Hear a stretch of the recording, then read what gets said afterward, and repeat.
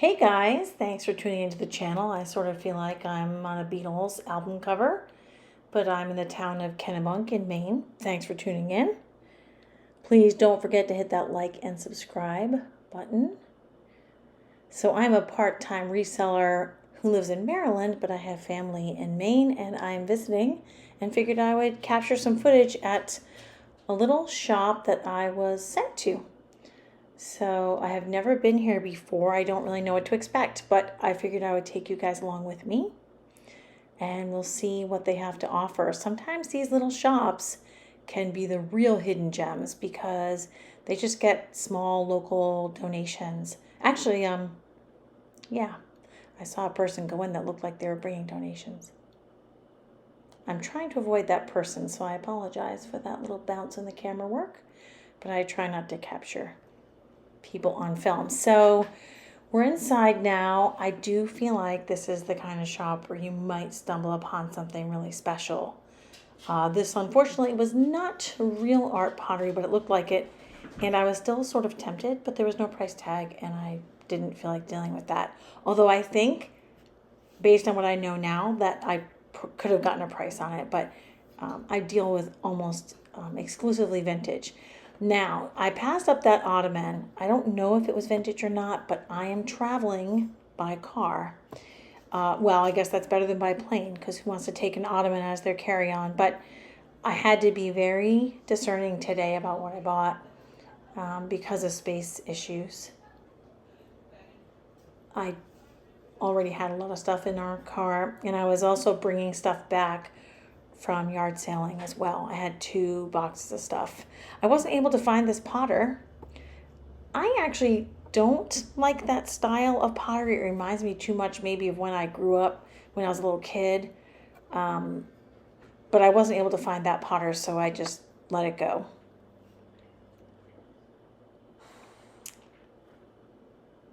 So I was looking through some of the housewares because I thought that might be where we'd find a sleeper. So I was looking at like enamel bowls. Maybe we'd find something really special from Finland or something. I did not. I did sort of like this little set. I don't know if it was for sushi. Leave a comment if you know what that might have been for. But I didn't like it enough that I wanted to tote it all the way back to Maryland. Pun intended. I did actually buy totes to carefully pack the things I did buy at yard sales. I'm going to look at the mugs. Well, after I look at these pans, I just didn't want to put that work in. And how am I getting that back to Maryland with all my breakables safely? I started to look at the mugs. If I had been in Maryland, I would have bought these name mugs. I think these were popular in the 80s, and every time I've put them in my booth, they have sold. I don't think they sell for enough for me to warrant shipping them.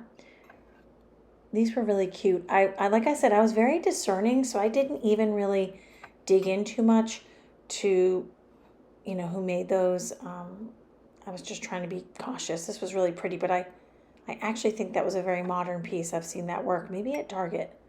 Let me know in the comments if you know where that style of work was sold recently. So like I said, I passed up some mugs I would have bought if I had been in Maryland. So then I was like, well, maybe they'll have some new old stock sheets or some cool like scarves. So I'm sort of looking through those things. I was tempted by this, I guess, is it Madras Tablecloth? I really just couldn't tell how old it was. Look at their price tags though. How cool is that? It was $4, so she had the cutout from the number 4 card, the 4 of clubs. I wish that had been like, I don't know, some other, like a tablecloth. It was just a fabric, an extra piece of fabric. So I'm passing over a lot of stuff. I almost got these little placemats, but I have some beautiful vinyl ones made by Vera. I think it's pronounced Newman, but some people probably pronounce it Newman. And they have not sold, so I'm not eager to dive into more vinyl placemats that are a little bit like 80s kitsch if the mid-century ones are not selling. And they're beautiful. Vera makes amazing patterns. Now, I will warn you guys, my dog is with me during the voiceover, so any moment I'm sure he'll start barking. I looked at the shoes. A few caught my eye kind of for me. Those were too small. They were for a kid, but they were really cute actually. I kind of expected to find more shoes here, but I didn't have a ton of luck. So I started to look through the clothing, and I think that that would be the best thing to go through here. And I did go through almost all of it. I found this really cute. It's kind of equestrian, but it has dachshunds on it. Now I don't know why this, I think it's an 80s skirt. It almost is like a faux wrap. I don't know why all the dachshunds are upside down.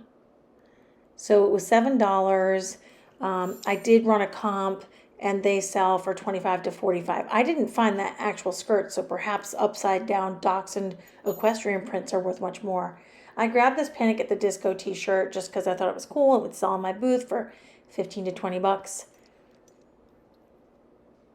And there was a lot of good clothing. This piece, I can't remember why I passed it up, and I go over the tag so quickly I can't remember what it said. But I actually really like that ruching in the front.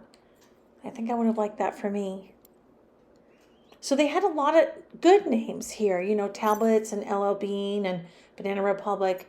But I was trying to be cautious. I've been doing a lot of processing, and I'm trying to be more discerning because I have a lot of work stacked up. I've got quite the death pile.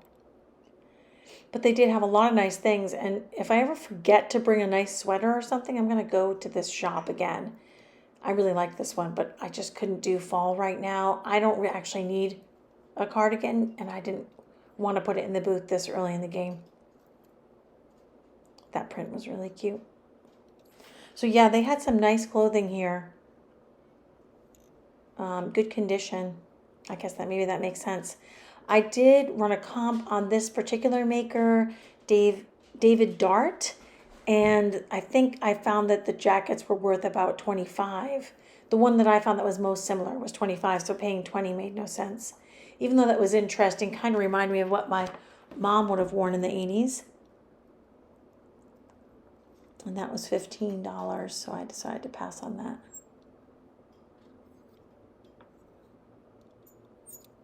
So I liked this kind of like 90s boho, Coco Pelli vibe dress, like kind of loose.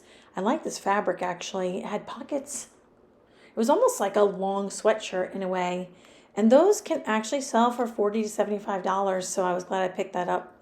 I guess I don't show you me picking it up, but I did grab it. I think I was just going through quickly and went back and grabbed it. That will happen again in one of the other clips as well. So I probably could have talked to myself in here, but I'm not used to doing that. I've been doing voiceovers to avoid copyright strikes. And in this particular instance, it's a good thing because this woman was exclaiming loudly that she had left her purse in her unlocked car, but it was still there. And I couldn't help myself. I sort of commented. She was kind of stressing me out, actually. And I couldn't help but comment when she was exclaiming.